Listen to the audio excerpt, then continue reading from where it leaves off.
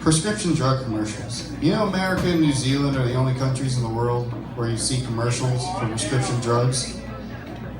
They're prescription drugs for every single thing that could be wrong with you. Dry mouth, dry eyes, wet eyes. You can't sleep, you sleep too much. You can't poop, you can't stop pooping, your poop's too hard, your poop's too soft. There's a pill for everything. The sleeping drugs by themselves, the Ambien, the Lunesta with the pretty butterfly coming in to your window at night so you can sleep. It has been well documented that people will sleepwalk, operate vehicles, commit violent acts while asleep on these pills. And it's contact your doctor if you commit violent acts against your loved ones while on these pills. But I've had several instances in my own life with the side effects of drugs. I had 2 different times when I was on an antibiotic that I was working out and I got a heart rate of over 200, which was a bummer. And it's this stuff is supposed to be killing all the bad bugs in my system, is zapping my heart like a car battery. But that's not even the reason I want to tell you about side effects. Because one of the drugs they advertise for is called Seroquel. And I was feeling down one day and I go to the shrink and he suggests that very drug. And I go and I get the script and I read it folds out like it's a nudie magazine, the list of side effects on this thing. And I'm having a pretty good time rattling them off, risk of heart attack, risk of stroke, contact your doctor if this, that, or the other thing.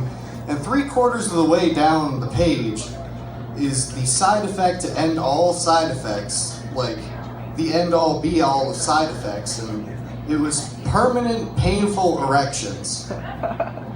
So, any chump can go and be watching the television and feel pretty down about his life, and then go to the doctor and take this pill and end up with a freaking everboner. How many hopelessly depressed individuals are walking around among us every day with their dicks taped to their thighs? Speaking of which, the sperm whale has a 6-foot penis and ejaculates 60 liters of sperm every time. That is incredible.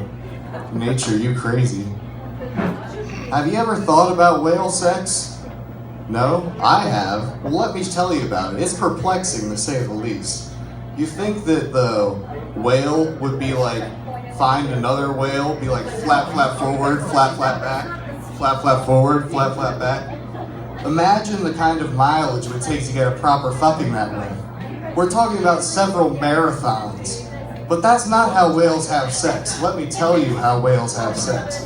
The whale dick, the Moby Dick, if you will, it goes back and forth, accordion style, so the whales don't have to move at all. It is amazing. Nature, you crazy. Animal semen is incredibly valuable. Horse semen by itself is worth several $1,000s an ounce, but they're fake horses that these horny horses can get their nuts off in. But imagine at SeaWorld, there isn't a pseudo female whale that Shamu can bust a nut in. There isn't a pocket pussy orca edition. There is somebody at SeaWorld that needs to manually jerk off the orca. There is somebody who is paid to jerk off an orca at SeaWorld. And this calls to mind many questions for me. I'm not sure I'll finish all of them. First of all, how much schooling do you need to be the orca jerker at SeaWorld? Do you need to exhibit your animal jerking capabilities on the otters or the sea lions beforehand? What is the level of prestige that goes along with the orca jerker at SeaWorld? Are you the big guy on campus, or are you the weird guy that nobody wants to have lunch with? And my final one that I'll tell you is, if you're this orca jerker at SeaWorld, and you find some emergency that you can't work for a couple days. Imagine that you have to go around and try to find somebody to cover your shift. That's it. Thank you. Yeah! Guys, Cal Mchugh and the logistics of science, everybody. Clap it up. Guys, you've been a